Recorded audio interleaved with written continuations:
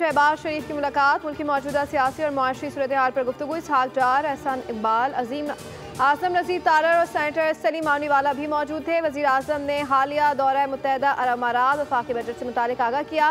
सदर ने कहा कि आम आदमी, मेहनत कशों, कम आमदनी वाले तबकात की फलाह व बहबूद को तरजीह दें।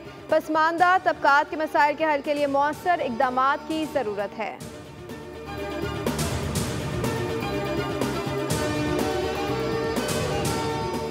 इसराइल ईरान तनाज़े के हकीकी खात्मे की तलाश में हूँ। बातचीत करना चाहते हैं लेकिन अपना वफ्द उस वक्त भेजेंगे जब ईरान मुज़ाकरात की मेज़ पर आएगा। अमरीकी सदर डोनाल्ड ट्रंप G7 इजलास में अपनी शिरकत मुख्तसर करके अमरीका वापस पहुँच गए।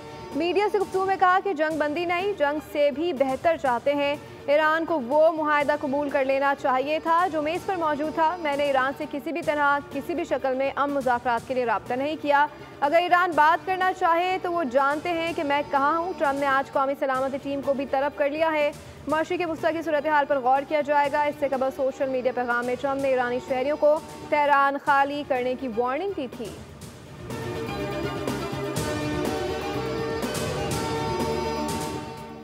दुनिया अमेरिका के बगैर भी आगे बढ़ सकती है। चीनी सदर ने दुनिया को बड़ा पैगाम दे दिया। कहा हर सनत ने खुद को नागुज़ीर करार दिया लेकिन हर एक बिल आखिर मांग पड़ गई। ताकत कम होती है और असर रसूख मुंतकिल हो जाता है। अगर अमेरिका दुनिया का एहतराम नहीं करेगा तो वो ही सबक सीखेगा जो हर जवाल पजीर सल्तनत ने बहुत देर से सीखा। याद रखो, दुनिया हमेशा आगे बढ़ती है। इलाकाई कशीदगी में इजाफा बैनुल-अक़वामी बरादरी के मुश्तरका मफादात में नहीं है।